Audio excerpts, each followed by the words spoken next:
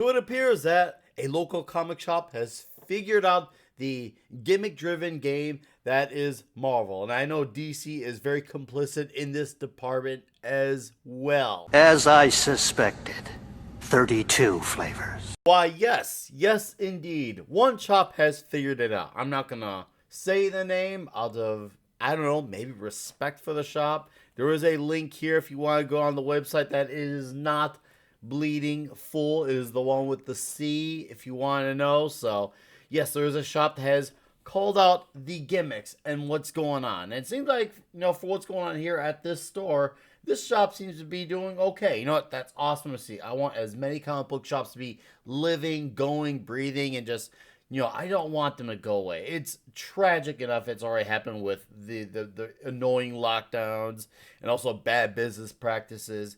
I don't want to see any more go down. So let's talk a little bit about what our fellow here who runs his own shop says. He says currently his shop is doing okay. So got some great things going in store, things he'd like to see improvements on, things I just flat out say, why do people come up with such bad ideas? You know what? That pretty much sounds about standard for shops that are doing well. There's things that are doing good, things you could always work upon. But you should always want to have things to work upon because that's kind of the business of running a business. You always want to be the best you can be. So you'll probably never be satisfied, but at least you're trying. But let's talk about this. Back issues are red hot sellers. People want to buy comics. I bought an Amazing Spider-Man collection from the 70s and 80s a few weeks ago, and those are flying out the door almost as fast as I can get them priced. See, this is facts of life. Like, it's really weird how James Gunn and Peter Safran, obviously with Gunn being the DCU overhead, saying how there's no one that's running to want to buy comics that the market is dying. No, it's not that the market is dying. It's a lot of people are not satisfied with a lot of these new comics, mostly from Marvel and DC. Like, you got some Marvel cons that people seem to be like really interested in. Moon Knight seems to be one of the few titles that people are interested at Marvel. There's 800 Batman titles at DC. People, besides the Deadly Duo from Mark Silvestri, are getting way too fatigued. And on top of it, you have all these reboots. You have all these agenda stuff. You also have just a bunch of books that just feel like they don't matter to people as much as well. You have writers who don't understand the characters. They write themselves into comics. So yeah, they're buying comics. They are absolutely buying comics. They're just not buying those things.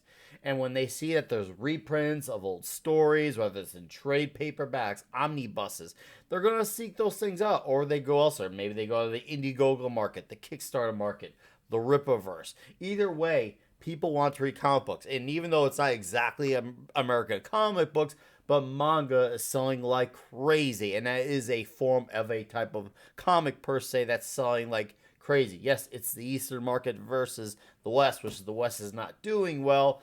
But you get the point. There is an interest for people to read and buy things in physical condition. Let's carry on here. So he says he goes on, he wishes he could get more Iron Man whole comics into the store from the 70s days. We have customers who want them. This is a golden age to be getting those back issues, I tell you. They move in on a hurry if and when I manage to get more in. Dude, seriously, that's what's up. People want to see the Hulk be portrayed as monstrous, savage, and sometimes horror, because that's a scary thing, being the Hulk. They want that. They don't need a character that's going to be watered down, soyed up, talking about, my oppression. Not literally, but being figurative here. And Iron Man is just written by constant. Now, this is a little here with Iron Man. He's written by writers who don't get him. They hate everything that he stands for. He's successful. He gets the girls, and sadly, identity politics takes a place with him being white. He's got these cool things. He has it all together, despite him not really also having it all together. He has issues, alcohol issues. He's cocky. He can be a little bit arrogant at times. But at the end of the day, he's still a hero when it all comes down to it. And that's something the last several writers, whether it's Dugan, whether it's Slott, Gillen, all these guys, Bendis, these writers do not understand Iron Man. They do not understand Tony Stark. It shows.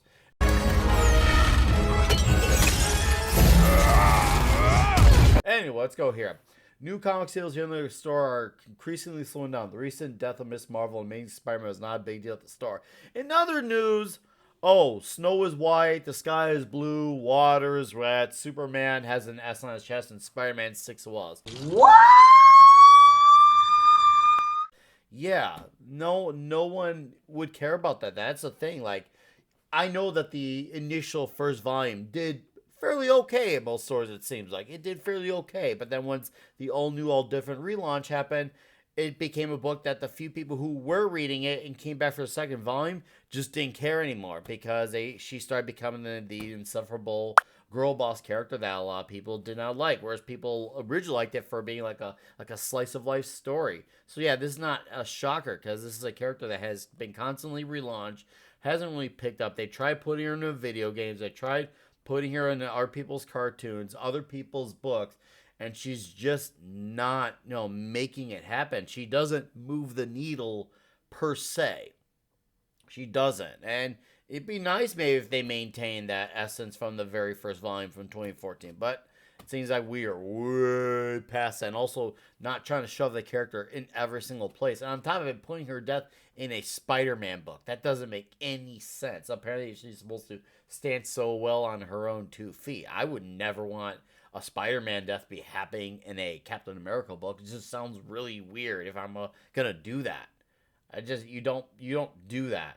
Let's go over a few more things. We'll wrap this sucker up. Marvel has some odd marketing strategies. Avengers, the main title, did not sell. So what does Marvel do? It comes out with so many spin-offs. People are confused. Avengers Beyond, War Across Time, All War, and Avengers Forever. Now, I gotta tell you a little story about this. Around the first Avengers movie, I remember going into a shop and I remember seeing a lot of newer faces when the first Avengers movie came out. That was around 2012. Jonathan Hickman was riding the run. And a lot of people wanted to try out the Avengers because they saw the first movie and they liked what they saw. They wanted to try out some comics. And the shop I was at, they're like, oh, well, which Avengers book do you want to do? There was like Avengers World, like New Avengers. I think there was even Avengers Arena or something like that. And of course, then it was the core Avengers title. My point being is, at that same time, Walking Dead was not only doing very well in the ratings, but I knew people who were actually checking out The Walking Dead, whether it was in the monthly comic book or waiting for the trade. And The Walking Dead, unlike the TV show, survived just off of one comic book. Just one comic book. Whereas the Avengers just went absolutely bananas with it. And to be fair, yeah, they did have Spider-Man in the 90s with Web of Spider-Man, Spectacular, Spider-Man Unlimited, Just Spider-Man, the X-Men as well. We've seen Wolverine and Deadpool beaten to death way back in the times. It's way too much. And you're assuming that with a shrinking market that all these people are just going to buy these books. They should have just stuck with one Avengers book, like The Walking Dead did with their book. One book. Less is more, easier to follow. Then maybe a year or two after it's, does okay, or if not great, then maybe you could do a second compatible book, like a companion book that you don't have to read, but if you do, you'll benefit from the larger, greater picture of it.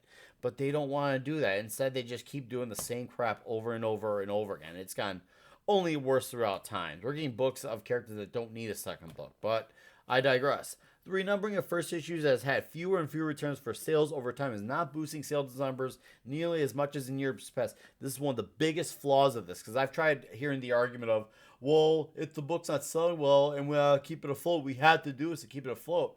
Well, you're assuming by that logic that everyone from that previous volume is going to transfer over to the second volume. And then by issue 2 or even 3 at worst, it's right back at where the previous volume left off. And for a lot of those people, it's not a new jumping on point. Maybe it's for someone who didn't read the previous volume or something. But for those previous readers, for most of them, it's a jumping off point. It's a jumping off point. They are not going to come back for it. They see it, okay, well, this is my time to, bow out. And I get it, and I can't blame them for that. Like, there are some books I've done that for where I've, jumped off and I'm like, okay, that's my mark where I leave. Even if it's the same writer or artist, whatever. And then there are some books, if I really, really like it, sometimes I carry it over. But most of them, for me, I'm kind of done. It's just so unnecessary. Daredevil, Chip Zdarsky, love those first 1 through 25 issues. Love them. And then they had 26 through 36. And then he stopped it for that Hell's Kitchen event. I can't remember what it was called. And then they relaunched it for 14 more issues, and it's going to be relaunching again in September. And that really kills it for me. It's just like, okay, you're relaunching with another number one, and now 14 issues later get another number one. It's too much. It's way too much. Yes, there are some books I've done over the years, but it didn't need it. It didn't need it at all. It was still the same writer, still the same story. It's too much. It's way too much. But that said, there are some good books coming out that look to be new, like the Transformers G.I. Joe universe. Firepower is coming back real soon from Robert Kirkman. You also got the big Indiegogo movements. You got the Kickstarter movements, the Rippaverse. So, also, guys, check out old comics, man. Tons of old comics to check out. This is a golden age for checking out so many things. We're talking Amazing Spider-Man number 25 through 28 this week's Friday Night Comic Shop Talk on my channel Friday night. So the original Stan Lee Steve Ditko run. So why don't you come join us and check that out, and we'll see you all on the next video.